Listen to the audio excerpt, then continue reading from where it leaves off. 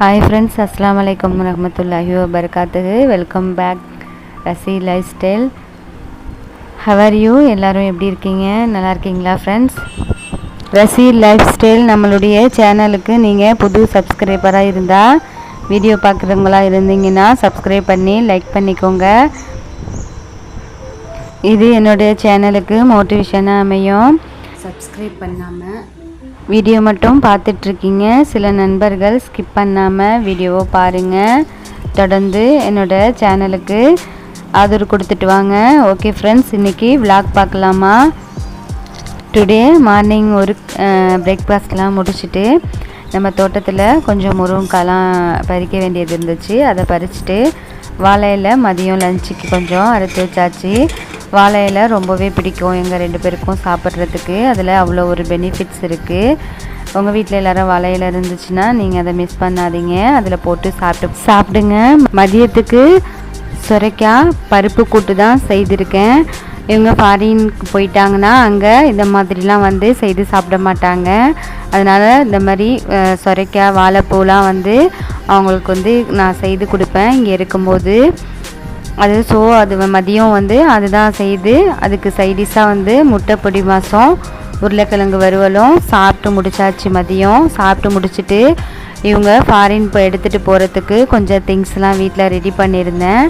இது வந்து பீஃப் கறி வத்தல். அது வந்து ரொம்ப பிடிக்கும் எங்களுக்கு. அங்கே போனால் கொஞ்சம் யூஸ்ஃபுல்லாக இருக்கும் சைடிஷ்க்கு. அதனால் எப்போதுமே இங்கே நான் வந்து ப்ரிப்பேர் பண்ணி கொடுப்பேன். இது காய வச்சு நம்ம அரை காய்ச்சலானதுக்கப்புறம் நம்ம குழவிக்கல்லில் நல்லா நசுக்கி சின்ன சின்னதாக பிச்சு எடுத்து வச்சிடலாம். ஸ்டோர் பண்ணி சாம்பார் ரசம் இதுக்கு வந்து நம்ம ஃப்ரை பண்ணி சாப்பிடும் போது நல்ல ஒரு டேஸ்ட் கிடைக்கும். இது போல் கறிவத்தல் எப்படி ப்ரிப்பேர் பண்ணுறது என்னோடய ஸ்டைலில் ஒரு வீடியோ போடுறேன். அதை பார்த்துக்கோங்க, ஃபாலோ பண்ணிக்கோங்க ஃப்ரெண்ட்ஸ். நெக்ஸ்ட்டு ஊறுகாய் வந்து கொஞ்சம் ப்ரிப்பேர் பண்ணேன். மோஸ்ட்லி வந்து லேடிஸ் தான் வந்து ஊறுகாய் பிரியராக இருப்பாங்க. ஜென்ட்ஸ்லேயும் வந்து ஊறுகாய் பிரியர் இருக்காங்கன்னு என்னுடைய ஹஸ்பண்டை பார்த்து தான் நான் தெரிஞ்சுக்கிட்டேன். லெமன் ஊறுகாய்னா ரொம்ப வந்து விருப்பப்படுவாங்க. ஃபாரின் போகிறப்பெல்லாம் வந்து லெமன் ஊறுகாய் தான் ப்ரிப்பேர் பண்ணி கொடுக்குறது. நான் எப்படி ஊறுகாய் ப்ரிப்பேர் பண்ணுவேன் அப்படின்னா, லெமன் நல்லா வாஷ் பண்ணிவிட்டு சின்ன சின்ன துண்டுகளாக நல்லா வெட்டி போட்டு உப்பு போட்டு 3 நாள் நல்லா வெயிலில் வச்சு எடுத்துட்டு தண்ணி விட்டு தான் ஊற வச்சுருப்பேன். ஒரு 4 days 5 days ஆனதுக்கப்புறம் நல்லா ஊறி இருக்கும். அந்த சாரோட நம்ம வந்து ஊறுகாய் தாளிக்கும் போது நல்லா குழப்பாக இருக்கும். அதுக்கப்புறம் நம்ம நல்லெண்ணெய் நிறையா ஊற்றி கடுகு கருவேப்பிலை பூண்டு நிறையா வந்து கட் பண்ணி போடுவேன். பூண்டு போடுறது ரொம்ப வந்து நல்ல ஒரு டேஸ்ட்டாக இருக்கும். அதனால் பூண்டு நிறையா சின்ன சின்னதாக கட் பண்ணி நிறையா போட்டுக்குவேன். பெருங்காயத்தூள் வெந்தய பொடி நல்லா வந்து வறுத்து விட்டுட்டு மிளகாய்த்தூளும் நல்லா அந்த எண்ணெயில் நல்லா ஒரு 2 ஸ்பூன் போட்டு நல்லா வறுத்து விட்டுருங்க. வறுத்து விட்டதுக்கப்புறம் நம்ம அந்த சாரோடு எடுத்து ஊறுகாவை மிக்ஸ் பண்ணி அதில் கொட்டி மிக்ஸ் பண்ணி நல்லா மூடி போட்டு பாயில் பண்ண நல்லா வேக விட்டுறணும். வேக விட்டால் தான் நம்மளுக்கு ரொம்ப நாள் வந்து போகாமல் இருக்கும். திறந்து பார்த்துட்டு நல்லா கிளறி விடுங்க. ஊறுகாவை கிளறி விட்டதுக்கப்புறம் நம்ம எந்த கரண்டி பிடிக்கிறோமோ அந்த கரண்டியால் நல்லா வந்து மசிச்சு விட்டுருங்க.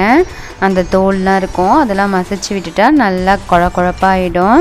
அதுக்கப்புறம் நம்ம இறக்கிட்டு ஆற விட்டு நம்ம பாட்டில்லையோ இல்லை வந்து உங்களுக்கு விருப்பமானதில் நம்ம வந்து ஸ்டோர் பண்ணி எடுத்து வச்சுக்கலாம்.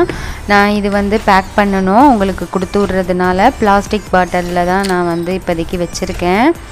எடுத்துகிட்டு போகிறது அதனால் கொட்டிடாமல் இருக்கணும் அப்படின்ட்டு. வீட்டில் ப்ரிப்பேர் பண்ணுறதெல்லாம் கொஞ்சம் ரெடி பண்ணி வச்சு முடிச்சாச்சு. இப்போ நெக்ஸ்ட்டு வந்து ஈவினிங் வெளியில் போகிறோன்னு சொல்லியிருந்தோம்ல, வெளியில் தான் கிளம்பியாச்சு.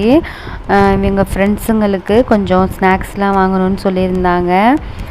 ஸோ அதனால் வெளியில் போய் பஜாரில் கொஞ்சம் வாங்கிட்டு வரலான்ட்டு கிளம்பி வந்துட்டோம். மளிகை ஸ்டோரில் மளிகை சாமான் கொஞ்சம் வாங்கிட்டு இவங்களுக்கு ரொம்ப கடலை பர்ஃபிலாம் ரொம்ப பிடிக்கும். அதை வாங்கிட்டு நெக்ஸ்ட்டு பணியாரம் வாங்கி எடுத்துகிட்டு போகணுன்னு சொல்லியிருந்தாங்க.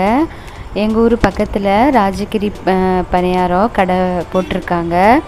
ரொம்ப சூப்பராக நல்லாயிருக்கும் ஃப்ரெஷ்ஷாக.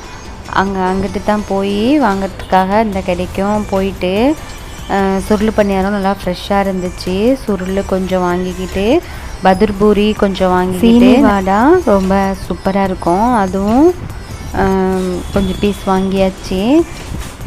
ஃபாரின் போகிறப்பெல்லாம் நம்ம சொந்தமாக எடுத்துகிட்டு போனால் தான் கொஞ்சம் அதிக திங்ஸ் எடுத்துகிட்டு போகலாம். அடுத்தவங்க ஃப்ரெண்ட்ஸுங்கெல்லாம் போனால் இந்த மாதிரி நம்ம எடுத்துகிட்டு போக முடியாது. ஸோ அதனால் நான் வாங்கி கொடுத்து விட்டுறது. இந்த தடவை இவங்களுக்கு லக்கேஜ் கம்மியாக தான் கொடுத்தாங்க, 24. இதுக்கு முன்னெல்லாம் 40 kg கொடுப்பாங்க பேக் பண்ணி. ஸோ அதுக்கும் ஃபீலிங்காக இருந்துச்சு. எல்லா திங்ஸும் வாங்கிட்டு வீட்டுக்கு வந்தாச்சு. பெட்டி கட்டும் போது வேறு ஒரு கன்ஃபியூஷன் எங்களுக்கு. ட்ராவல் பேக்கில் தான் ஃபஸ்ட்டு வைக்கிறதா இருந்தோம். அதுக்கப்புறம் அட்டை பாக்ஸ்லேயே வச்சிடலாம், அப்போ தான் கம்ஃபர்டபுளாக இருக்கும் அப்படின்ட்டு அட்டை பாக்ஸ் வாங்கி அதில் எல்லாத்தையும் பேக் பண்ணிகிட்ருக்கோம்.